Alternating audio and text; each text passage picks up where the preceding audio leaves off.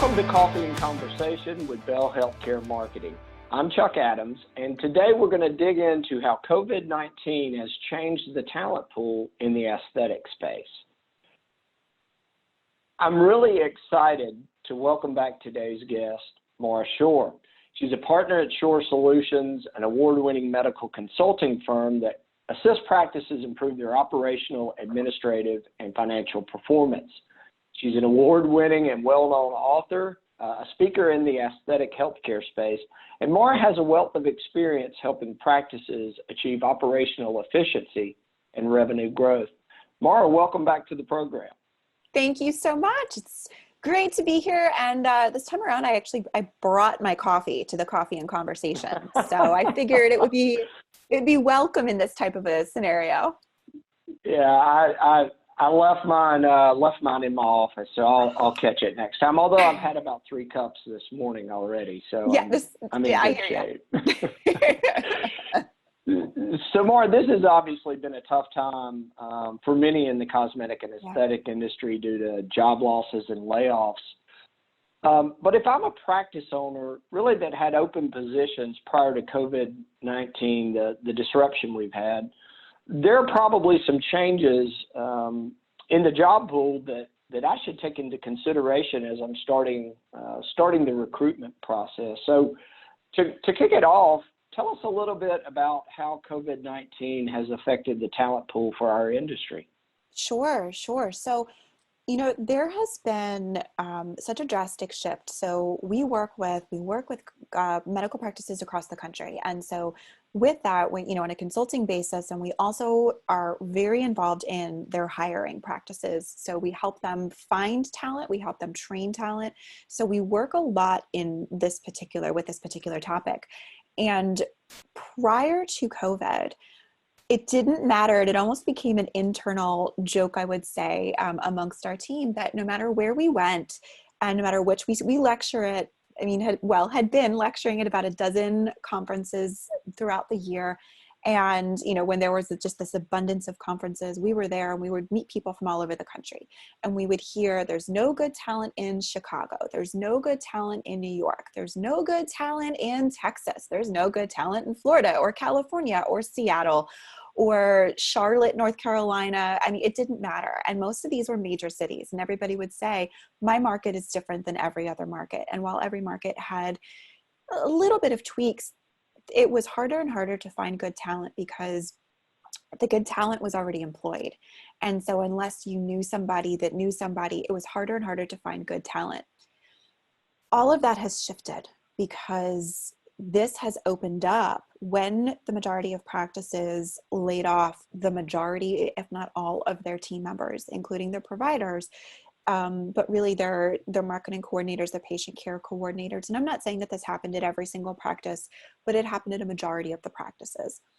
And so this did a couple of things. Number one, there are people in that situation on the employee side that are no longer going to have positions perhaps to come back to. If the practice wasn't doing okay financially before, the practice may not reopen, unfortunately, which is going to leave this talent pool of new employees. It's also opened up, which we've seen, people that maybe weren't happy in their current practice, but they were loyal and they were going to stay there no matter what. Yeah. They were going to stay there, even if they were miserable and wanted to bang their head up against a wall every single day. They were going to stay because they were employed, and now they're not. And this has opened a lot of people's eyes to being kind of that kick in the pants, where they're now able to go and pursue something that in a practice that makes them really happy. And so for practices that had previously been looking, what we're seeing is that there is now an abundance of really, really great talent at all levels. So from a front desk to a marketing coordinator, marketing position at any level, the patient care coordinator, MAs, RNs, NPs, PAs, honestly, even some doctors. And so, there really is just this abundance of fresh talent that wasn't there even in the beginning of March. Yeah, no, absolutely. I think all the things you just described certainly have changed the landscape. In addition to some of the manufacturers and technology companies that have had layoffs during this time is significantly added to the job the talent pool. Let me ask you this: how can practices best take advantage of the amount of new talent that's available? We are encouraging all of our clients to start the search now. I'm not saying, I'm not saying that they need to go and extend offer letters and get people on payroll now. But what I am saying is that if you are looking for an esthetician slash medical assistant before, or if you had considered it, go ahead, put out the search for that particular position now. Now that you have maybe some downtime, if you're not seeing your patients all day, we know that we still have a lot of providers that are performing virtual consults. So we still have a lot of our clients that are doing that. But what I am saying is that this should open up some time. So number one, you want to know that put the job description together. So work to smooth out exactly in your dream world, what position would you be hiring? Is it a combination? So is it an esthetician slash MA? Is it a front desk slash position, right? We see a lot of this, especially in a really small practice, this slash that, this slash that. So think about what these positions, put together the job description, go ahead and post it, and at least start sorting through the talent pool. And I would also say start scheduling phone interviews. And then if you get far enough into that process, schedule a Skype, Zoom, FaceTime, etc. interview. So don't go ahead and meet in person during COVID lockdowns or quarantines, et cetera, right? Not during shutdown, but you want to make sure that you're taking the process far enough so that when you do open, you're able to meet in person. And then that process will go smoother. You're not, just because you interview somebody and just because you put that job description out there doesn't mean all of a sudden you're going to be paying this person as a full-time employee. So I want everybody to keep that in mind. This is a good time to do your research, get the conversation going, and get the ball rolling there.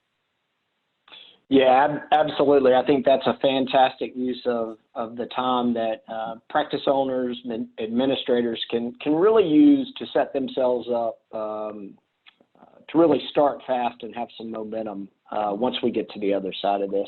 Mark, thanks so much for sharing your insight on how practices should be thinking through their recruitment efforts as we start to move past the COVID-19 disruption. You're welcome. You're welcome. And I think if anybody does have questions, we are more than happy to provide guidance. We have hiring packages ourselves. We help clients with this all the time. This is something that we know so incredibly well. And so we are more than happy to assist anybody that is looking for help to get started with us. We are here for you. You can always go to shoresolutions.com and SHORR solutions.com. I say it's plural because we have more than one. So we are here to help always. Mark, good luck. Stay safe, and we'll talk soon. Thanks so much.